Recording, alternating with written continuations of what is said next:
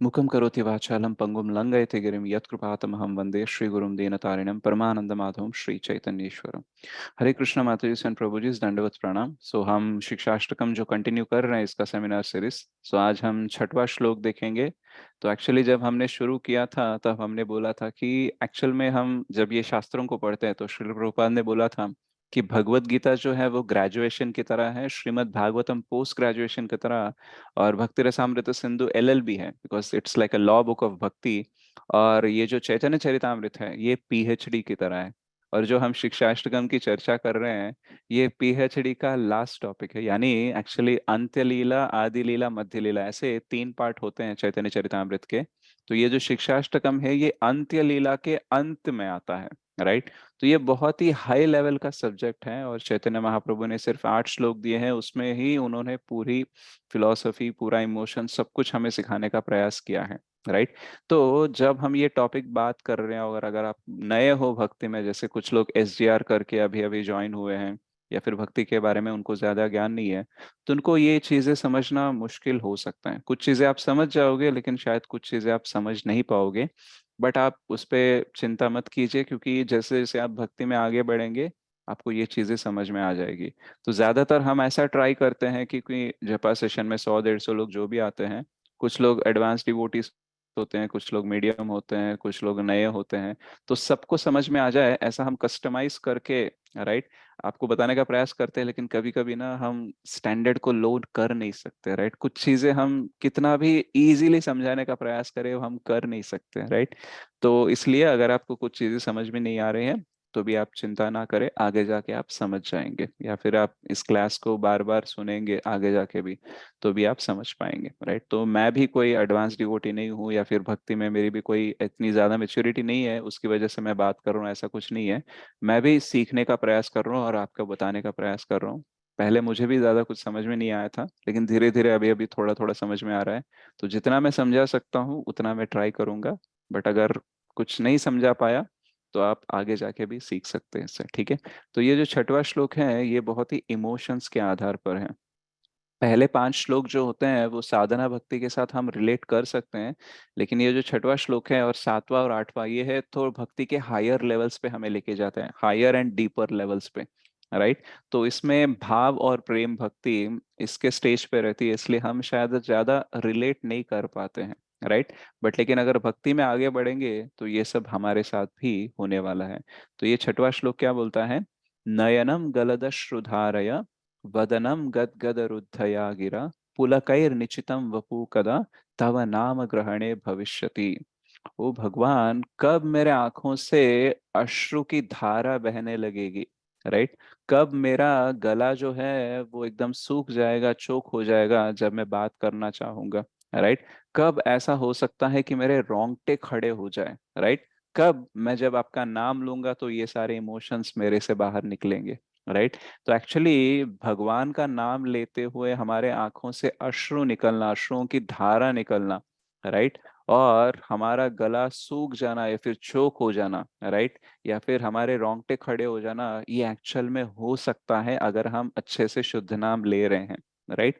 तो यहाँ पे चैतन्य महाप्रभु ऑलरेडी वो तो मतलब भाव और प्रेम भक्ति के मतलब वो सारे शिरोमणि है एक्चुअली, राइट। तो लेकिन वो ये क्यों पूछ रहे हैं? क्योंकि वो हमारे प्रतिनिधि बनकर पूछ रहे हैं कि यार हमें भी ऐसी एस्पिरेशन होनी चाहिए, राइट। हमें भी ऐसी अपेक्षा होनी चाहिए कि मैं भक्ति में उस स्टेज पे चला जाऊं जहाँ पे मेरे साथ भी ऐसे होते हो, राइट। तो यहाँ पे एक इम्पॉर्टेंट टॉपिक आता है सेंटिमेंट्स और सेंटिमेंटैलिटी, राइट। तो प्रभु रामचंद्र ने लक्ष्मण जी को बोला था कि sentiments are ornaments of life, यानी ये जो हमारे सेंटिमेंट्स, हमारे इमोशन, हमारे भाव, ये सब जो होते हैं ये एक्चुअली आभूषण की तरह है, राइट।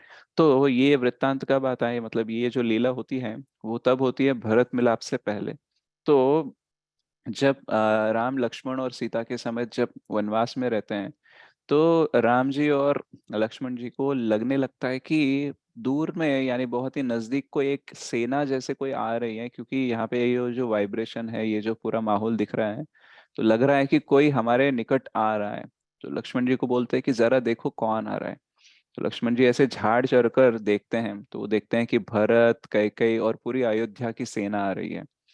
तो ये देखते ही लक्ष्मण जी को बहुत गुस्सा आ जाता है, और वो ऐसे झाड़ उतर के बोलते हैं कि वो वृक्ष से उतर के बोलते हैं राम जी को कि ये जो कैकेयी ने जो कांड शुरू किया है, राइट, हमारे पतन का, उसको चरम सीमा पर लेकर खत्म करने के लिए भरत आ रहा है अभी, राइट। तो कैकेयी ने क्या किया, हमें वनवास भेज दिया, राइट, हमें राजा होने से रोक दिया और हमें यहाँ पे भेज दिया। अभी भरत पूरी सेना को आके आपको मारना चाहता है और ये सब कहानी खत्म करना चाहता है, लेकिन उसे ये नहीं पता है कि मैं यहाँ पे हूँ और मैं अकेला ही इन सबको मृत्यु के घाट उतार दूंगा। तो जैसे ये प्रभु रामचंद्र सुनते हैं तो बोलते हैं कि एक्चुअली तुम्हारा प्रेम जो है मेरे प्रति और भरत का जो प्रेम है मेरे प्रति, उसमें कोई ज्यादा फर्क नहीं है। आप दोनों का प्रेम मेरे लिए एक ही है। और मैं नहीं मुझे नहीं लगता कि एक्चुअली तुम जो सोच रहे हो वो सही है। मुझे ऐसा लगता है कि भरत बहुत ही दुखी है, क्योंकि कैकेयी ने जो किया है, राइट, उसकी वजह से वो बहुत दुखी है और मुझसे वो सेपरेट होकर, मुझसे वो दूर होकर बहुत दुखी है। इसलिए वो मुझे वापस बुलाने आ रहा है, राइट। तो मुझे ऐसा लगता है, ऐसा उन्होंने बोला।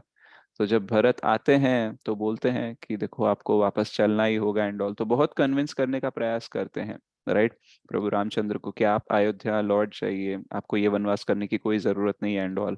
लेकिन उसके बावजूद भी प्रभु रामचंद्र सुनते नहीं है। तो फिर भरत जी को लगता है कि अभी कुछ ना कुछ मुझे ऐसा करना होगा जो राम जी ना बोल सके, ना नहीं बोल सके। तो फिर वो ऐसे योगिक पोस्चर में बैठ जाते हैं, राइट, योगासन में बैठ जाते हैं और बोलते हैं कि जब तक आप अयोध्या नहीं आओगे मैं यहीं पे रह जाऊंगा। तो फिर ये देखकर प्रभु रामचंद्र बोलते हैं, ओ भरत, तुम्हारे प्रेम ने मुझ पर विजय पा लिया, राइट। तो मैं सिंहासन लेने के लिए, अयोध्या पे राज करने के लिए रेडी हूँ। तो फिर भरत ने क्या किया, अपना जो किरीट है, राइट, वो उनके हाथ में दे दिया। तो देने के बाद प्रभु रामचंद्र ने बोला कि देखो, मैं अब तुमने मुझे अयोध्या दे दिया, राइट। अब मैं चाहता हूं कि तुम मेरे प्रतिनिधि बनकर अगले 14 साल अयोध्या का राज करो, राइट। तो तुमको एक्चुअली कैकेयी से जो अयोध्या मिली वो पसंद नहीं है, उस पर तुम राज नहीं करना चाहते हो, उसको संभालना नहीं चाहते हो, राइट। लेकिन अभी मैं तुम्हें अयोध्या दे रहा हूँ, राइट, तो इसलिए तुम लो। तो फिर भरत जी बोलते हैं कि एक्चुअली अगर आप ऐसा मेरे साथ करना चाहते हो तो मुझे आपके तरफ से कुछ ना कुछ दीजिए, ताकि मैं लोगों को बता सकूं और अपने आप को भी याद दिला सकूं कि मैं आपका प्रतिनिधि हूँ।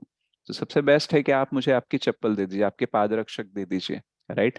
तो फिर उन्होंने दे दिया, और वो पादरक्षक को, यानी वो चप्पल को उन्होंने क्या किया, सिंहासन पे रख के उन्होंने राज किया, क्योंकि वो ऐसे दिखाना चाहते थे, ऐसा प्रतीत कराना चाहते कि मैं सिर्फ प्रभु रामचंद्र का सेवक हूँ। भले ही मैं अयोध्या का राज कर रहा हूँ, लेकिन मैं एक सेवक बन के ही कर रहा हूँ।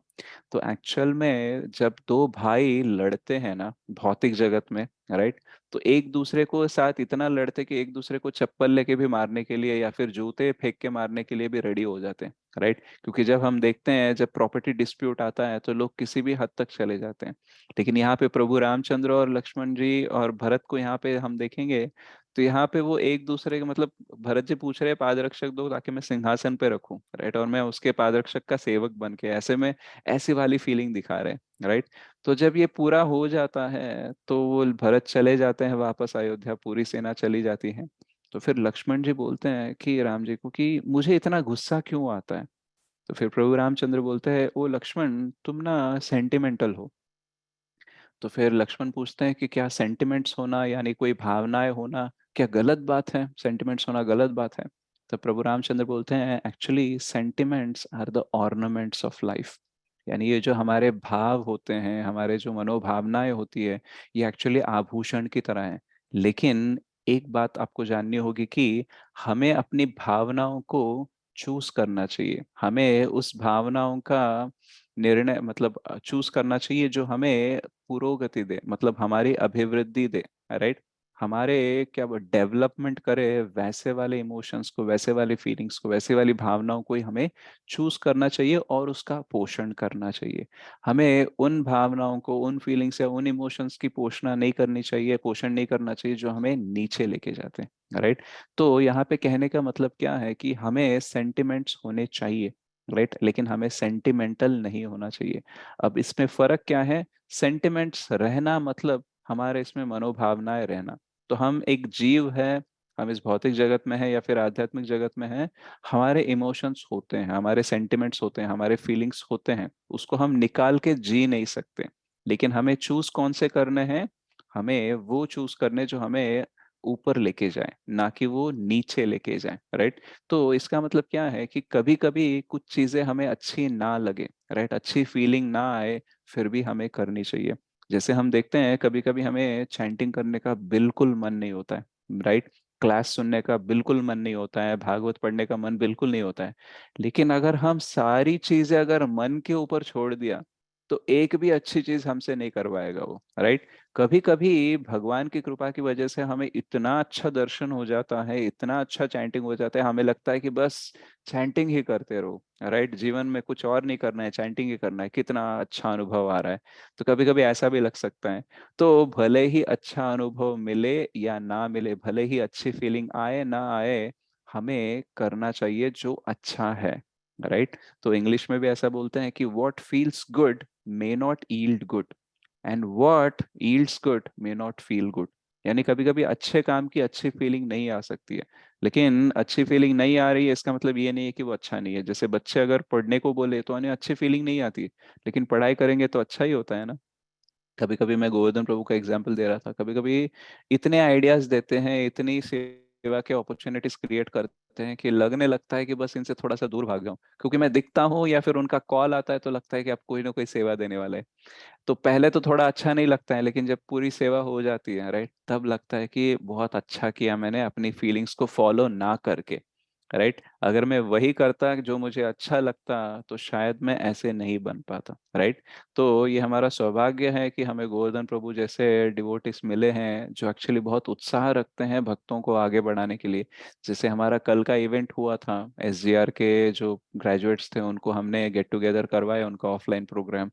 तो वो करना बहुत मुश्किल था एक्चुअली, बहुत लोगों का योगदान था उसमें, और ये अरेंज करना, तो एग्जीक्यूट करना ये थोड़ा मुश्किल काम है। और ये जब करते हैं ना तो बहुत सारी फीलिंग आती है कि यार मैंने हाँ क्यों बोला, राइट। ना बोल देता कि ऑनलाइन है तो ऑनलाइन ही रहने दो, ऑफलाइन क्यों बुला रहे हो, राइट, ऐसे बोल देता, राइट। या तो ऐसे बोल देता कि आप ही करो, मैं कुछ नहीं करने वाला, ऐसा भी बोल देता, मेरे पास बहुत सारी और अलग सर्विस है, मुझसे नहीं हो पाएगा, ऐसा बोल देता तो चल जाता ना, क्यों मैंने ऐसे कमिट कर दिया, ऐसा हमें लगने लगता है।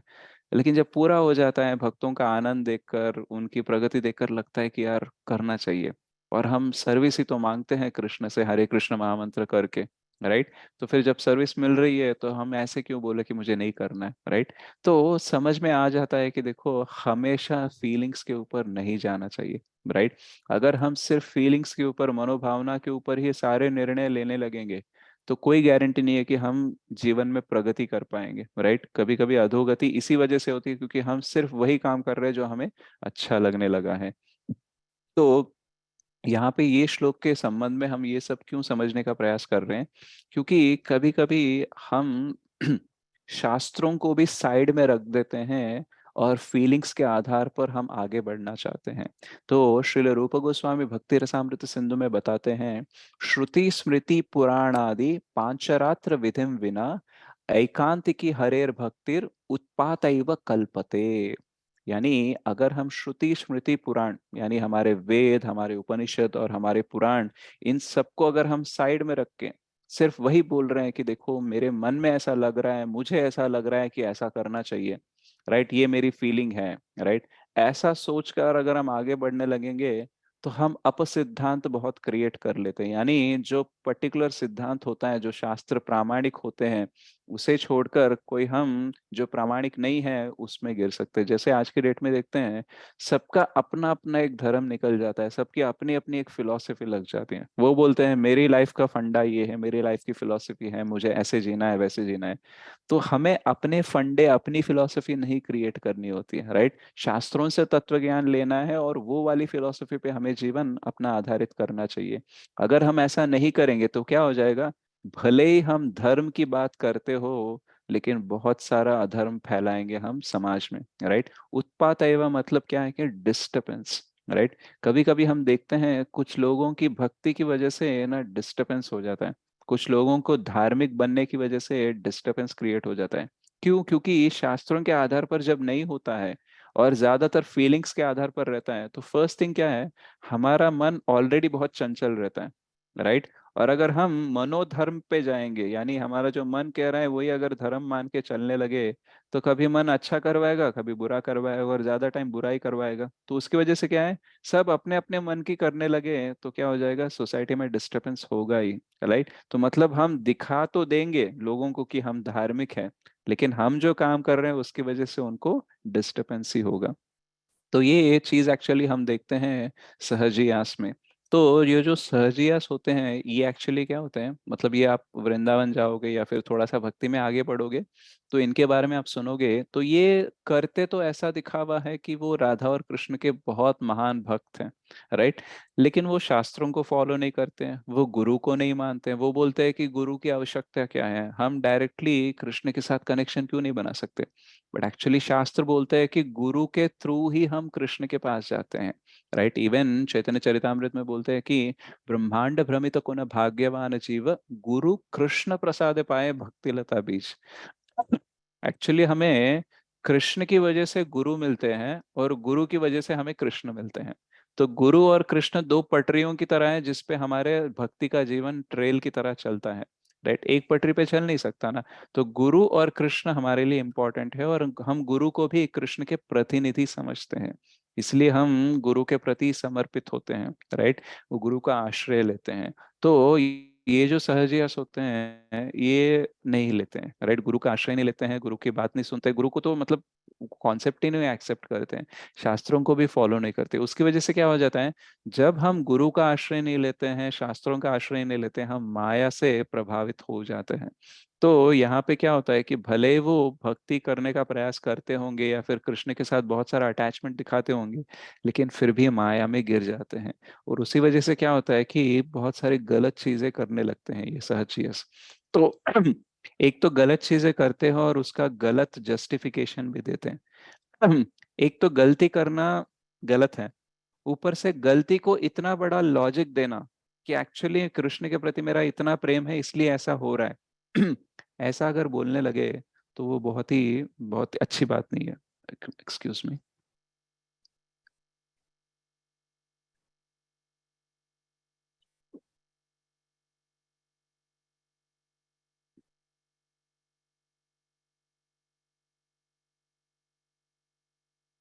तो एक तो हमें गलत करना नहीं चाहिए, और हमें गलती का इतना बड़ा सफाई लॉजिकली देना नहीं चाहिए। अगर ऐसे करते रहेंगे तो क्या हो जाएगा, लोगों को भक्ति के ऊपर भरोसा उठ जाएगा। तो श्री भक्ति विनोद ठाकुर ने, श्री से भक्ति सिद्धांत सरस्वती ठाकुर ने बहुत तीव्र गंभीरता से इसका खंडन किया था कि ऐसे सहजियास की तरह नहीं करना है, राइट। तो एक्चुअल में क्या होता है, जब हम शास्त्रों का आधार नहीं लेते हैं तो हमारा मन कहीं पे भी हमें दौड़ाएगा। इसलिए हमें क्या करना चाहिए, हमें अपने इमोशंस, हमारी भावनाएं, और शास्त्रों से जो हमें रीजंस और लॉजिक्स मिलते हैं, उन दोनों का बैलेंस बना के रखना है। जब हम साधका है तो हमें सिर्फ फीलिंग के ऊपर ज्यादा ध्यान नहीं देना चाहिए। ये टॉपिक यहाँ पे क्यों आ रहा है, क्योंकि हम बात कर रहे हैं एग्जॉल्टेड इमोशंस के, यानी उच्च स्तर के, दिव्य स्तर के जो अष्ट सात्विक विकार होते हैं, हम उनकी बात कर रहे हैं।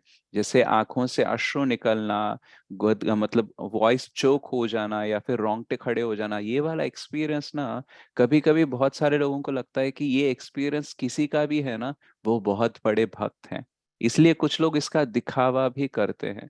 तो हम ये टॉपिक आज डिस्कस क्यों कर रहे हैं, क्योंकि हम उस दिखावे के अंदर आके प्रभावित होकर हम गलती कर ना बैठे, राइट। और ना ही हम ये सोच बैठे कि जिसको ऐसे इमोशंस नहीं आते हैं वो भक्ति में है ही नहीं, भक्ति में उसकी प्रगति ही नहीं होगी, ऐसे वाले जजमेंट्स भी ना पास करें। ना ही हम गलत फहमी में रहे कि जिनके भावनाएं बहुत सारे उच्च स्तर के दिख रहे हैं वो बहुत बड़े भक्त हैं, और जिनके नहीं दिख रहे हैं वो बहुत छोटे हैं, या फिर एकदम क्या बोलते हैं कनिष्ठ भक्त हैं, उनका कोई वैल्यू नहीं है। तो ये दोनों भी नहीं करना है, इसलिए हम ये सब्जेक्ट को समझने का प्रयास कर रहे हैं।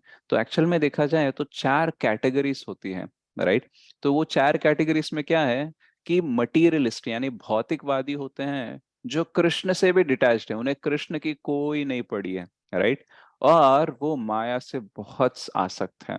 तो उन्हें लगता है कि बस एंजॉय करना है, राइट। जीवन मिला है, इंद्रिय मिला है, बस इंद्र भोग करते रहो, इंद्र तृप्त करते रहो, यही जीवन है। तो ये होते हैं भौतिकवादी, तो हर चीज में उनको भौतिक ही चाहिए, राइट। हर चीज में उनको आनंद चाहिए, भले ही वो गलत भी हो वो भी चलेगा। तो ये होते हैं मटेरियलिस्ट। दूसरे होते हैं सहजियास। ये ना ही ये कृष्ण के साथ आसक्त है, लेकिन माया के प्रति अनासक्त नहीं है, ये माया के प्रति भी आसक्त है। क्यों? क्योंकि शास्त्रों के आधार पर इनकी भक्ति नहीं है, इसलिए क्या हो रहा है, ये भले कृष्ण के साथ अटैच होंगे, राइट, राधा कृष्ण को मानेंगे, लेकिन जो राधा कृष्ण इंस्ट्रक्शंस देते हैं उसको नहीं मानते हैं, राइट। तो नेक्स्ट है इम्पर्सनलिस्ट, यानी निराकारवादी या फिर मायावादी।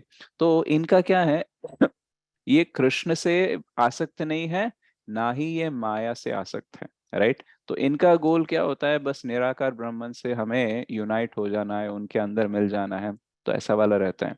तो एक्चुअली ये शास्त्रों में हमें देते हैं कि निराकार ब्रह्मन भी होते हैं, परमात्मा भी होते हैं, भगवान भी होते हैं, और अल्टीमेटली हमें भगवान के साथ अटैच होना चाहिए, तो ऐसे शास्त्र कहते हैं। लेकिन फिर भी उन्हें पूरा शास्त्र का ज्ञान नहीं होता है, या फिर उनको उस ठीक तरीके से समझ में नहीं आता, इसलिए क्या हो जाता है, भले ही वो माया से अनासक्त हो जाए, लेकिन वो कृष्ण से भी आसक्त नहीं रहते हैं। जैसे कि हमने फोर्थ टेक्स्ट में देखा था, चौथे श्लोक में जब हम कर रहे थे तब हमने देखा था कि कर्म और ज्ञान में क्या है, कर्म में बोल रहे हैं कि इस जगत का भोग करना है, ज्ञान में बोलते हैं कि इस जगत को त्याग करना है। भोग और त्याग की बात हो रही है, लेकिन कृष्ण के प्रति भक्ति की बात नहीं हो रही है, राइट। तो इसलिए हमें फोर्थ कैटेगरी में रहना चाहिए, वो है भक्तास, जो कृष्ण से आसक्त है, कृष्ण के प्रति रुचि है, कृष्ण के प्रति भावना है, और माया से वो डिटैच्ड है, राइट। तो उन्हें माया में नहीं रहना है, उन्हें कृष्ण के पास जाना है। अब ये इम्पर्सनलिस्ट का क्या है, माया के पास तो नहीं रहना है, लेकिन कृष्ण के पास जाना है, ये भी भावना नहीं है, राइट। तो इसलिए हमें फोर्थ कैटेगरी में रहना चाहिए। अगर इस फोर्थ कैटेगरी में रहना चाहिए तो हमें बैलेंस बना के रखना चाहिए, अपने इमोशंस का और अपने रीजंस और लॉजिक्स का। और ये जो रीजंस है, लॉजिक्स हैं, ये हमें कहाँ से मिलेंगे, शास्त्रों के आधार पर मिलेंगे।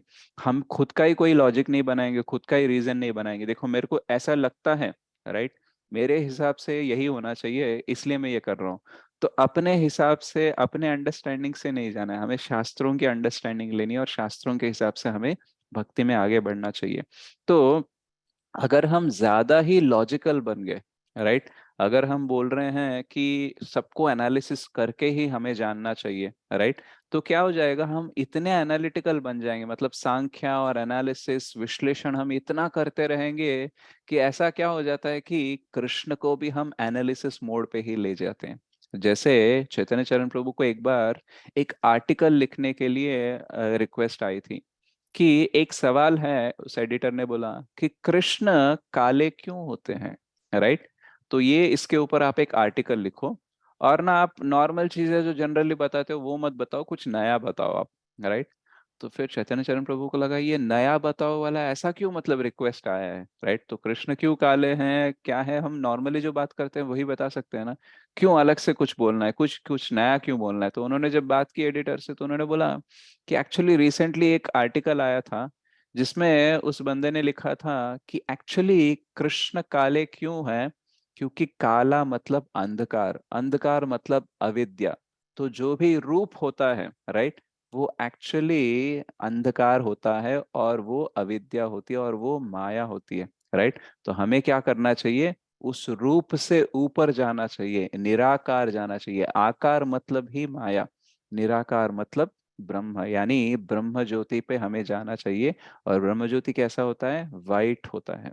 तो एक्चुअली इस भौतिक जगत में अगर कोई काला है ना, तो वो सुंदर नहीं होता है, हम उसकी कोई ज्यादा तारीफ भी नहीं करते। लेकिन जो गोरा होता है, राइट, जो उसको हम तारीफ करते उसको बोलते हैं कि बहुत सुंदर है। तो वैसे ही कृष्ण काले क्यों है, क्योंकि हमें आकार के ऊपर ध्यान नहीं देना है, हमें निराकार के ऊपर जाना है। तो यानी अगर किसी को शास्त्रों का प्रॉपर ज्ञान नहीं है, भक्ति में कोई प्रगति नहीं की उसने, तो उसको ये आर्टिकल देख के लगेगा भाई क्या लॉजिक है, मतलब खतरनाक, हाँ कितना इंटेलिजेंट पर्सन है, सही है, सही बोल रहे हैं, ऐसा बोलेंगे। लेकिन एक्चुअल में कृष्ण जो है वो क्या है, और वो काले क्यों है, फिर उन्होंने क्या किया, चैतन्य चरण प्रभु ने सेम लॉजिक को लेकर उसको पलट के बता दिया। उन्होंने क्या बोला, एक्चुअल में कृष्ण काले हैं, कृष्ण श्याम है, श्याम वर्ण है, लेकिन कृष्ण श्याम ही नहीं, वो श्याम सुंदर है। राइट। तो एक्चुअली कृष्ण का जो वर्ण है, यानी जो काला रंग है, वो इस भौतिक जगत का काला रंग नहीं है, वो एकदम दिव्य स्तर का काला रंग है। राइट। और दिव्य स्तर पर जो वो काला रंग होता है, वो सर्व आकर्षणीय होता है। राइट। तो एक और चीज क्या है कि भौतिक जगत में जो हमारी भावनाएं होती हैं, जो हमारे एक्सपीरियंस होता है, वही सत्य नहीं होता है, उसके अतीत होते हैं आध्यात्मिक जगत में। तो इधर भौतिक जगत में कोई काला है तो हम उसको अप्रिशिएट नहीं करते, अरे ये तो काला है, ये कोई सुंदर नहीं है, ऐसा हम बोल सकते हैं। लेकिन एक्चुअली ये तो भौतिक भावना है ना। राइट। तो कृष्ण काले हैं, ये भौतिक भावना के अतीत हैं। राइट। तो ये समझना मुश्किल है, क्योंकि कृष्ण का जो काला रंग है वो ये त्रिगुणों में आता ही नहीं है, वो दिव्य स्तर पे आता है। इसलिए भले ही वो काले हैं, श्याम है, लेकिन वो श्याम सुंदर है। और वो सबसे मतलब ब्रह्मज्योति वाइट दिख सकता है, लेकिन वो ब्रह्मज्योति वाइट है, लेकिन उसमें उतना अट्रैक्शन नहीं है। लेकिन कृष्ण ब्लैक है, कृष्ण काले हैं, लेकिन वो अट्रैक्टिव है। इसलिए आप देखो, एक्चुअली कृष्ण का जो वर्ण है ना, वो हम भौतिक चीज से दिखा ही नहीं सकते। हम सिर्फ उसका क्लोजली लेके जा सकते हैं। देखो, कृष्ण काले होते हैं, इसलिए कुछ डेटिस काले होते हैं, वाइट होते हैं। राइट। लेकिन कृष्ण का जो एक्चुअल कलर होता है, वो यहाँ पे मिलता ही नहीं है भौतिक जगत में, इसलिए हम उनको जान ही नहीं पाते। हम सिर्फ थोड़ा थोड़ा कंपेयर कर सकते हैं। राइट।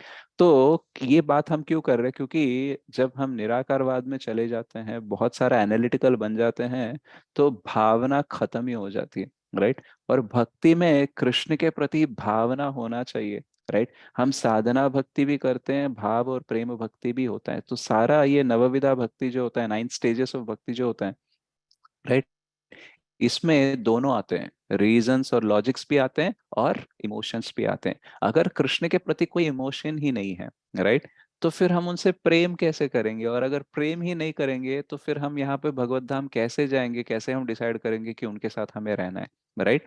तो प्रेम के लिए भावनाएं होनी चाहिए, और वो भावनाओं को उत्पन्न करने के लिए, उसका पोषण करने के लिए हमें लॉजिक्स भी चाहिए। राइट। अगर हम सिर्फ लॉजिकल बन गए, राइट, तो मान लो अगर किसी को एक गुलाब दिखाया जाए, और उसको बोला जाए कि बताओ इसको देख के तुमको क्या लग रहा है, और अगर वो बोलने लगा कि देखो, इसमें ना इतनी पंखुड़ियां हैं, इसमें इतने 4 कांटे हैं, नीचे वाला डंडा ग्रीन है, ऊपर वाला लाल है, और इसका डायमीटर इतना है, डायफ्राम इतना है, और ये इतना है, और ये शायद 2 दिन पुराना है, 3 दिन पुराना है। अगर ऐसे कोई बात करने लगेगा, तो हमें लगेगा यार क्या बंदा है, मतलब आदमी है कि मशीन? राइट। कोई फीलिंग नहीं है क्या? अगर गुलाब देखते हैं तो हमें लगना चाहिए कितना अच्छा है, कितना सुंदर है। अगर ये भगवान को इसकी माला किया जाए, या फिर भगवान के चरण पे रख दिया जाए, कितना अच्छा लगेगा। या फिर मैं लगा लूंगी सर पे, तो फिर कितनी अच्छी लगूंगी। तो कोई फीलिंग होती है ना। राइट। हाँ ठीक है, 4 कांटे, इतने पंखुड़ियां, इतना डायफ्राम है, ये ठीक है। ये तो सब मतलब एनालिटिकली ये पता है, इसके ये डिटेल्स हैं। बट एक्चुअली डिटेल्स के साथ साथ फीलिंग भी होनी चाहिए ना। तो अगर हम ज्यादा एनालिटिकल बन जाएंगे तो क्या हो जाएगा? हमारा भाव ही खत्म हो जाएगा। और जब भाव नहीं होता है, तो किसी के साथ हम संबंध बना ही नहीं सकते, लोग हमें दूर रखेंगे। राइट। कभी कभी कुछ लोग होते हैं, जैसे बहुत पैसों की बात करते हैं, और वो रिश्ते भी इसी के आधार पर बनाते हैं कि इससे मेरे को फायदा है कि नहीं है। राइट। अगर मेरा कुछ फायदा होने वाला है, तो मैं उसके साथ इतना मिलजुल के, गले मिल के रहूंगा। राइट। फायदा नहीं है मेरा, तो फिर उसको छोड़ दूंगा। यानी कोई भावना नहीं है, सब कुछ लॉजिक और रीजनिंग पे ही चल रहा है। तो भक्ति में लॉजिक और रीजनिंग भी होना चाहिए, उसके साथ साथ भावना भी होनी चाहिए। अगर हम टू मच भावनाओं के पे ऊपर चल रहे हैं, तो फिर हम भक्ति में आगे नहीं बढ़ पाएंगे। और अगर हम टू मच लॉजिकल हो गए, तो क्या हो जाएगा? हम एकदम जजमेंटल बन जाएंगे, और भक्ति में आगे प्रगति नहीं कर पाएंगे। जैसे कि मान लो, अगर आपके पास कोई भावना नहीं है, राइट, आपको इमोशंस पे कुछ भरोसा नहीं है, सिर्फ आप लॉजिक्स पे ही भरोसा रखते हो, तो क्या हो जाएगा? अगर मान लो कोई चैंटिंग कर रहा है, उसके आंखों से आंसू बह रहे हैं, राइट, आप बोलोगे एक्टिंग कर रहे हैं। क्योंकि मैं देखता हूँ कि वो कुछ ही दिनों से चैंटिंग स्टार्ट किया है, और इतने कम टाइम में आंसू निकल ही नहीं सकते। राइट। तो हम जजमेंटल बन जाएंगे। राइट। अगर बहुत ही इमोशनल है, हम बहुत ही भावना युक्त है, और हम लॉजिक्स को साइड में रखते हैं, तो किसी के भी आंखों से आंसू मिलने दो, वो एक्टिंग है या फिर वो सही है, ये सब हम सोचेंगे नहीं। हम यही बोलते रहेंगे, देखो ये महान भक्त है, मैं इसको ही फॉलो करूंगा। राइट। क्या पता वो, उसको सब पता है कि नहीं, वो शास्त्रों के आधार पर चल रहा है नहीं चल रहे हैं। राइट। तो सहजियत से भी कुछ लोग अट्रैक्ट हो जाते हैं, उन्हें लगता है कि ये अच्छा मूड है, क्या रखा है गुरु में, क्या रखा है शास्त्र में, हम इनको फॉलो करते हैं, ऐसा लगने लगता है। राइट। तो एक्चुअली इमोशंस और रीजंस का बैलेंस रहना चाहिए, राइट। अदरवाइज हम अपने आप को भी गलत समझेंगे और भक्ति को भी गलत समझेंगे और दूसरों को भी गलत समझ के उनसे भी दूरी बढ़ाते रहेंगे, राइट। तो एक्चुअली अगर मान लो अगर एक एक ऐसा किस्सा हुआ था चैतन्य चरण प्रभु के साथ कि एक दिन वो मंदिर गए थे, और उस दिन फीस्ट था, राइट। तो संडे जो प्रसादम होता है वो बहुत अच्छा होता है यार। और इस्कॉन में ना लेट जाओ तो प्रसाद खत्म हो जाता है, राइट। तो मतलब राधा मदन मोहन रहते हैं, सब लोग रहते हैं, लेकिन प्रसाद जल्दी खत्म हो जाता है, राइट। तो एक दिन वो लेट पहुंचे तो उन्हें नॉर्मल प्रसाद मिला लेकिन स्वीट खत्म हो गया था, राइट। तो उन्हें थोड़ा सा बुरा लगा लेकिन उन्हें लगा चलो जो मिला है वो खा लेते हैं। तो जब वो खा रहे थे उनके साथ में एक और सीनियर डिवोटी था। वो खाते खाते उठ गया और सबको पूछने लगा आपके पास स्वीट है क्या, आपके पास स्वीट है क्या, राइट। तो फिर सबने बोला कि नहीं है। तो फिर वो बोले कि जाके वो जो परोस रहे हैं उनसे चेक कर लेना। तो फिर वो गए और जो पहले वाले जो परोस रहे थे उनको बोला स्वीट है क्या। तो उन्होंने बोला नहीं है। तो वो दूसरे के पास गए, वो बोले स्वीट है क्या, नहीं है। तो ये सब जो देख रहे थे चैतन्य चरण प्रभु, एक तो उनको स्वीट नहीं मिला था और दूसरा जो डिवोटी स्वीट है क्या, स्वीट है क्या पूछ रहा तो उसके प्लेट में ऑलरेडी स्वीट था, राइट। तो बोल रहे हैं कि एक हेल्पिंग तो हो गया, दूसरा हेल्पिंग क्यों पूछ रहे हैं, मतलब दूसरी बार क्यों पूछ रहे हैं, राइट। और ये थोड़ी ना भक्ति है यार, ये तो मतलब जितना मिला उतना खाना चाहिए और ऑलरेडी स्वीट खत्म है तो फिर क्यों इतने लोगों को पूछ रहे हैं, राइट। तो और वो सीनियर डिवोटी भी है तो ऐसा नहीं करना चाहिए ना। तो ऐसा देख के तो लग रहा है कि मतलब ये इनको इंद्र तृप्ति में ही इतना आनंद है, मेरे को स्वीट खाना है और खाना है। तो बताते हैं डिटैचमेंट की बातें करते हैं क्लास में और इधर आके देखते हैं कि स्वीट और चाहिए और इतने लोगों को घूम रहे हैं। तो ऐसा तो थोड़ा जज करने लगे। तो फिर अभी सीनियर डिवोटी है तो क्या करते हैं जनरली, जो परोसने वाले होते हैं वो अपना प्लेट ऑलरेडी निकाल के रखते हैं, राइट। ऐसा बोलते हैं कि जब परोस रहे हो और आपने नहीं खाया, आपका प्लेट नहीं है साइड में, तो फिर आपको दिक्कत लगने लगेगी कि यार प्रसाद खत्म हो रहा है, मुझे मिलेगा कि नहीं मिलेगा, तो भावना अच्छी नहीं होगी परोसते टाइम, राइट। तो इसलिए कभी कभी बोला जाता है कि आप पहले अपना प्लेट निकाल के रख लो ताकि आप शांति से परोस सको, राइट। तो वैसे ही उन्होंने प्लेट निकाल के रखा था। तो अब ये सीनियर डिवोटी थे तो फिर उन्हें लगा कि यार हम क्या करेंगे प्रसाद खा के, राइट। ये सीनियर डिवोटी है, ये वैष्णव है, इनकी सेवा करनी चाहिए। तो उसने क्या बोला कि प्रभु जी एक्चुअली मेरे प्लेट में निकाल के रखा है वहां पे, राइट। तो मैं आपको वो सर्व करूंगा। तो वो प्लेट लेके आया और वो सर्व करने लगा। अब तो चैतन्य शरण प्रभु को इतना लगने लगा कि यार क्या बात है, एक तो आपको ऑलरेडी स्वीट मिला, ऊपर से दूसरी बार पूछना गलत है, और ऊपर से किसी और का प्लेट, मतलब किसी और को निकाल के जो रखा था वो भी आप ले रहे हो। मतलब ये तो हद हो गई, राइट, ऐसे तो नहीं करना चाहिए।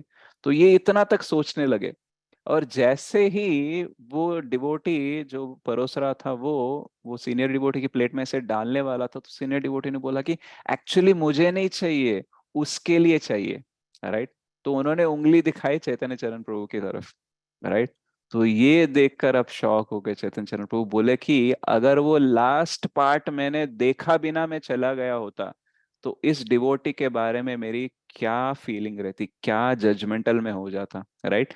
तो वो एक्चुअली सीनियर डिवोटी इनके लिए स्वीट मिले इसलिए वो ट्राई कर रहे थे, सबको पूछ रहे थे, राइट। लेकिन ये जजमेंटल कैसे करने लगे कि ये उनको ही चाहिए, उनको ही चाहिए, और ये कैसे इंद्र तृप्ति करते हैं एंड ऑल।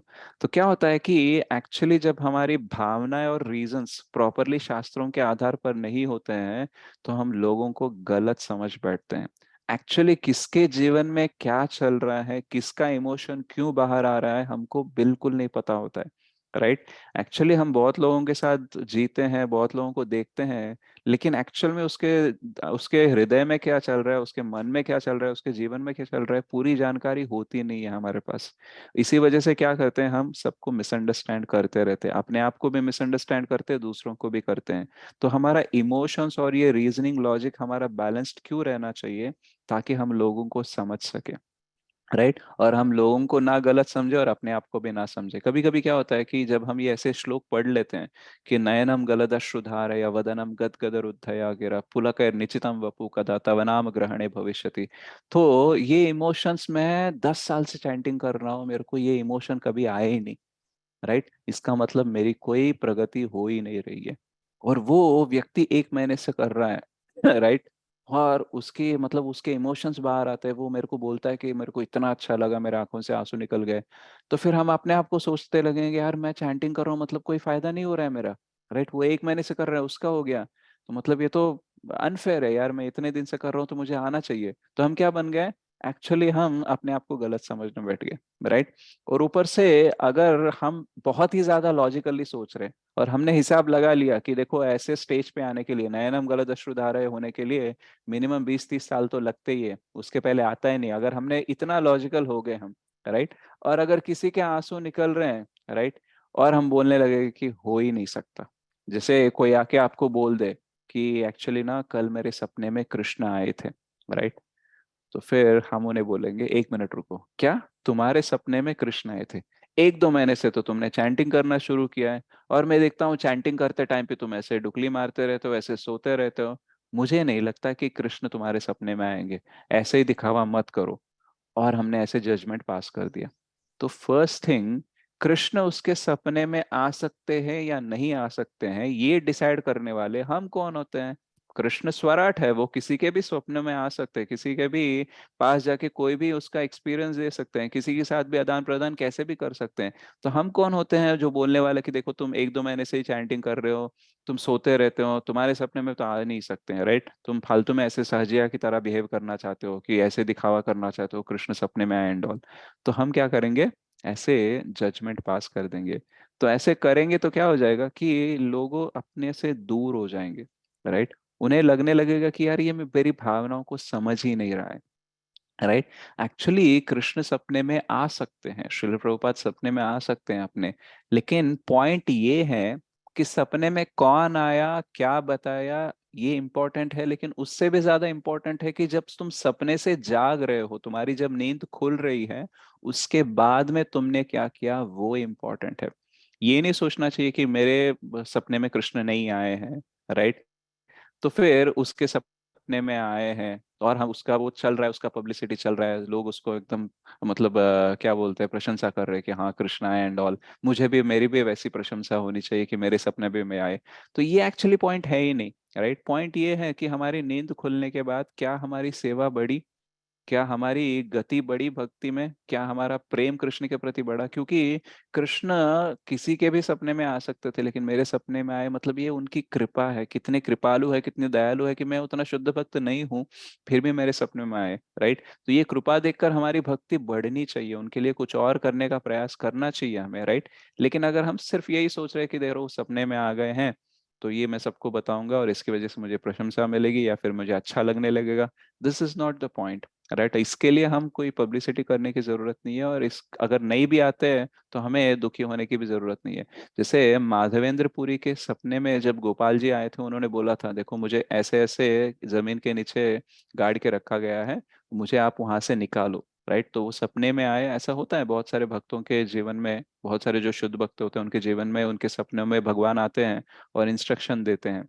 तो जब गोपाल जी बाहर निकले थे तो इतनी कीर्ति बढ़ गई थी उनकी, माधवेंद्र पुरी की, बहुत फेमस डिवोटी बन गए थे वो, राइट। सब बोलने लगे थे कि देखो ये इतने महान भक्त हैं, इनके भगवान से इनके सपने में आए, उन्होंने बोला, और ये एज इट इज जो सपनों में उन्होंने बोला वो सच हो गया, राइट। तो उसकी वजह से उन्हें बहुत सारी ख्याति मिली, बहुत सारा उनका मतलब फॉलोअर्स हुए उनके एंड ऑल। लेकिन दूसरी बार एक और सपना आया उनको, जहाँ पे गोपाल जी ने बोला कि आप पूरी जगन्नाथ जाओ और उधर से चंदन लेके आओ, राइट, क्योंकि बहुत यहाँ पे मुझे गर्मी हो रही है, आप चंदन लगाओगे तो मेरा देह ठंडा होगा, तो आप चंदन लेके आओ। तो जहाँ पे माधवेंद्रपुरी रहते थे वहां से पूरी जगन्नाथ जाना जंगल के रास्ते, और उस टाइम पे निजाम का भी पूरा राज चल रहा था, तो वो बहुत ही इम्पॉसिबल टास्क था, लेकिन वो फिर भी गए। एक्चुअली माधवेंद्रपुरी बोल सकते हैं ना कि यार ये सपना आया, मैं अगर लोगों को बोलूंगा तो बहुत दिक्कत हो जाएगी, क्योंकि मेरे को जाके लाना पड़ेगा ना, राइट। मैं क्या बोल देता हूँ, सपना आया ही नहीं, राइट। अगर मैं बोलूंगा ही नहीं किसी को तो पता ही नहीं चलेगा ना, राइट। तो ऐसा वो कर सकते थे, लेकिन वो भक्त हैं, राइट, वो शुद्ध प्रामाणिक भक्त है, इसलिए भले ही उन्हें कष्ट हो या ना हो, भगवान ने जो उन्हें इंस्ट्रक्शन दिया वो फॉलो कर दिए। जब वो गोपाल जी को वहां से निकाले थे, राइट, तो तब उनको बहुत सारा अच्छा लगा, बहुत सारे लोग उनके बारे में अच्छा बोले, और इसमें ज्यादा कोई मेहनत नहीं थी। लेकिन ये चंदन यात्रा, यानी ये जो चंदन लेके आना, इसमें बहुत कठिनाई है। तो ये कठिनाइयों के आधार पर, या फिर अच्छा लग रहा है या नहीं लग रहा है, इसके आधार पर उन्होंने निर्णय नहीं लिया कि फॉलो करना है नहीं करना है। उन्होंने निर्णय लिया कि भगवान ने बोला है उस टाइम पे बोला है वो सच हुआ है, तो इस टाइम पे बोला है ये भी सच होगा, तो मुझे ये करना है, कितना भी कठिन रास्ता हो मुझे तय करना ही है। तो पॉइंट ये है कि भगवान हमारे साथ आदान प्रदान कैसे भी कर सकते हैं। कभी कभी अश्रु दे सकते हैं, कभी कभी भक्ति में कोई एकदम उच्च स्तर का अनुभव दे सकते हैं, लेकिन वो देने का मतलब क्या है, ताकि हम और इंस्पिरेशन और प्रेरणा लेकर भक्ति में और दृढ़ निश्चय के साथ आगे बढ़े, राइट। ना कि बस यही सोचते रहे कि फीलिंग आनी चाहिए, फीलिंग आनी चाहिए, फीलिंग आए या ना आए, हमें आगे बढ़ते रहना चाहिए। ना ही हमें एकदम जजमेंटल बनना चाहिए, किसी के प्रति कोई फीलिंग ना रखना, सिर्फ लॉजिकली लोगों के ऊपर कोई निर्णय पास करना, जजमेंट पास करना, ऐसे नहीं होना चाहिए। और केवल भाव विभोर होना ही भक्ति में एक सिम्टम है, और वो मेरे को नहीं आ रहा है इसलिए मेरी प्रगति नहीं हो रही है, ऐसा भी हमें सोचना नहीं चाहिए। क्योंकि भक्ति रसामृत सिंधु में श्रील रूप गोस्वामी बोलते हैं कि एक्चुअली अष्ट सात्विक विकार होते हैं। जब हम भक्ति में बहुत प्रगति करते हैं, भाव और प्रेम भक्ति के स्टेज पे होते हैं, तो बहुत सारे ऐसे अष्ट सात्विक विकार आते हैं। आंखों से अश्रु बहना, राइट, आवाज ना निकल पाना प्रॉपरली, और रोंगटे खड़े हो जाना, ये भी होता है। लेकिन इसके साथ साथ कुछ और सिम्टम्स है जिस पे हमें ध्यान देना चाहिए। जैसे कि नाम गाने सदा रुचि, यानी भगवान का नाम लेने में, उनका गुणगान करने में हमेशा रुचि रखते हैं, राइट। और एक होता है अव्यर्थ कालत्वम, जो इस भाव के स्टेज पर, प्रेम के स्टेज पर होते हैं ना, वो एक मिनट भी, एक सेकंड भी वेस्ट नहीं करते, बट हमेशा हर सेकंड, हर ऊर्जा उनकी कृष्ण की सेवा में लगाना चाहते हैं।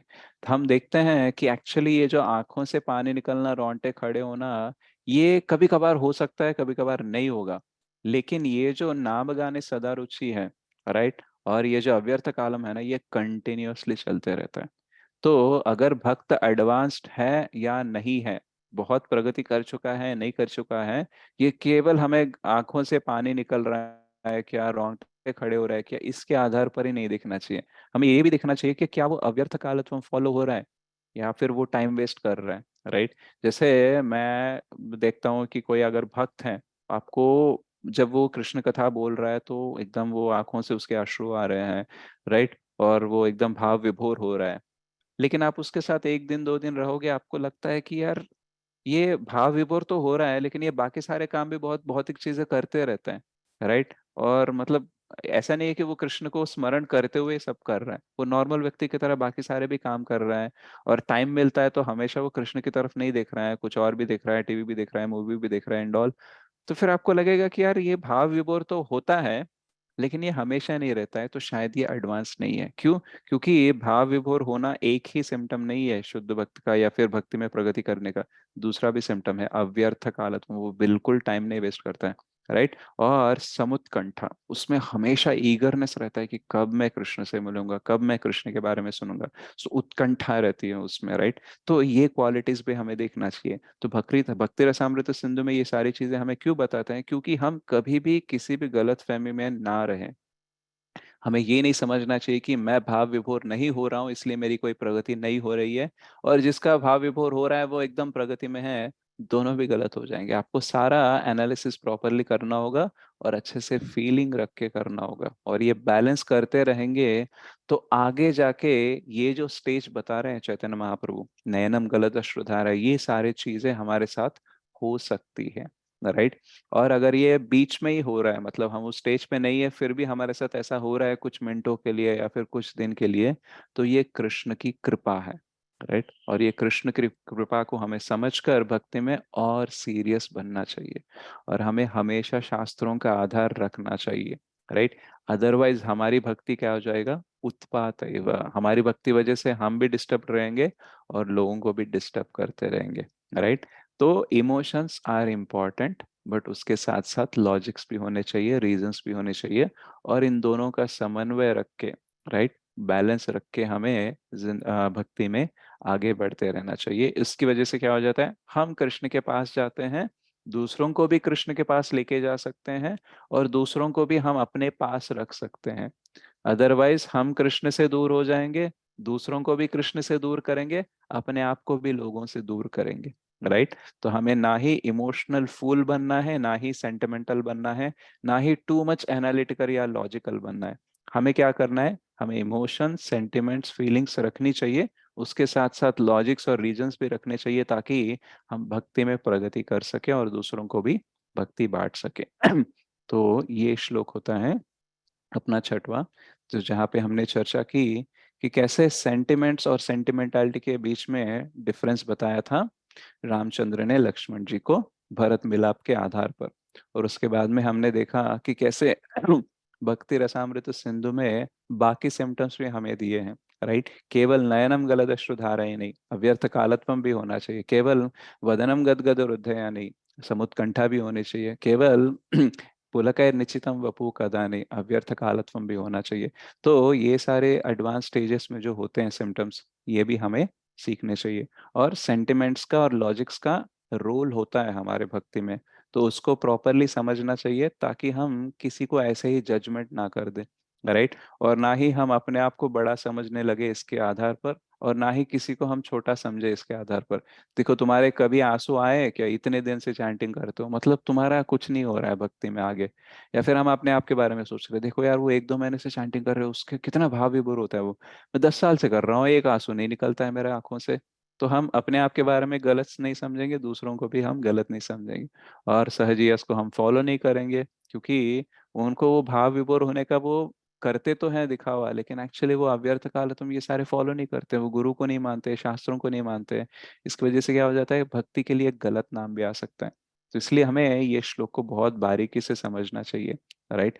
और ये जो एग्जॉल्टेड डिवोटिस होते हैं, अष्ट सात्विक विकार जिनको ये सब होता है, राइट, वो इंटरनली इतने भाव विभोर हैं, इसलिए वो भाव प्रकट हो रहे हैं बाहर, राइट। तो जब चैतन्य महाप्रभु बोलते हैं, एस्पिरेशन ये दिखाते हैं कि कब ऐसा होगा कि मैं आपका नाम लेता रहूंगा तो मेरे आंखों से आंसू आए एंड ऑल। तो ये कब होगा, ऐसे एस्पिरेशन क्यों दिखा रहे हैं? क्योंकि वो इंटरनली इतना ग्रो होना चाहते हैं, और हमें बोल रहे हैं कि हमें इंटरनली, हमें अंदर से इतना भाव होना चाहिए कृष्ण के प्रति, इतनी अंडरस्टैंडिंग होना चाहिए शास्त्रों के प्रति, कि वो प्रकट हो जाए बाहर पे, राइट।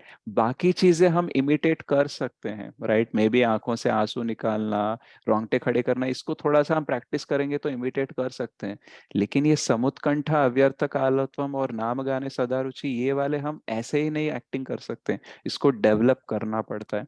तो हमें चैतन्य महाप्रभु सिखा रहा है कि देखो, फोकस अश्रु निकलने के ऊपर नहीं है, फोकस ये है कि अंदर भाव इतना होना चाहिए, अंदर भक्ति के प्रति अंडरस्टैंडिंग इतनी होनी चाहिए कि आंसू निकलना एक नेचुरल प्रोसेस होना चाहिए, राइट। तो हमारा फोकस है कि हम अंदर से अपने आप को भक्त ऐसे बनाएं, ताकि हम बाहर से भक्त दिख पाए नेचुरली, राइट। भक्त बनने का या फिर शुद्ध भक्त बनने का या फिर बड़ा भक्त बनने का दिखावा नहीं करना है ये सब सिम्टम्स लेके। तो अष्ट सात्विक विकार नेचुरली होना चाहिए। और वो नेचुरली कब होगा? जब हम अंदर से बहुत एडवांस होंगे। तो ये जो अपेक्षा है, ये जो एस्पिरेशन है, जो चैतन्य महाप्रभु हमें दिखा रहे हैं, वो हमें इंटरनली बहुत ही भक्ति में स्ट्रांग करने के लिए। तो हम एक बार श्लोक पढ़ते हैं और हम इसको समाप्त कर सकते हैं। नयनम गलदश्रुधारय, वदनम गदगदरुद्धया गिरा, पुलकैर्निचितं वपु कदा, तव नाम ग्रहणे भविष्यति। ओ भगवान, कब मेरे आंखों से अश्रु निकलेंगे, कब मेरे गर्दन से, मतलब आवाज नहीं निकलेगी, चोक हो जाएगी, सूख जाएगा, और कब मेरे रोंगटे खड़े होंगे, राइट। कब ये सब होगा? जब मैं आपका नाम लेता रहूंगा, यानी मैं उस स्तर तक कब पहुंचूंगा जब मैं आपका नाम ले रहा हूँ और मैं ऐसे भाव विभोर हो रहा हूँ और अष्ट सात्विक विकार मेरे में हो रहे हैं? कब ऐसा टाइम आएगा, राइट। तो ये एक एस्पिरेशन, ये गोल है, राइट। जैसे हम भौतिक गोल्स रखते हैं ना, कि कब मैं कार खरीद पाऊंगा, कब मैं घर खरीद पाऊंगा, कब मैं शादी कर पाऊंगा, राइट, कब मैं फॉरेन टूर पे जा पाऊंगा। तो ऐसे अपेक्षाएं हम रखते हैं, राइट। तो ये भक्ति में ये सबसे हाई वाली एस्पिरेशन है कि कब ऐसा होगा कि मैं आपका नाम ले रहा हूँ और मेरा एकदम भाव विभोर हो रहा हूँ, राइट। तो ये एक गोल है जो हमारे लिए होना चाहिए। और उस गोल को हम साध्य कैसे कर सकते हैं? अच्छे से इमोशंस रख के, अच्छे से फीलिंग्स रख के, और अच्छा सा शास्त्रों का ज्ञान लेके, शास्त्रों के आधार पर हम आगे जाएंगे। तो ये वाली एस्पिरेशन हमारी कंप्लीट हो सकती है। ओके। श्री श्री शिक्षाष्टकम की जय, श्री चैतन्य महाप्रभु की जय, श्रील प्रभुपाद की जय। Thank you so much. Hare Krishna.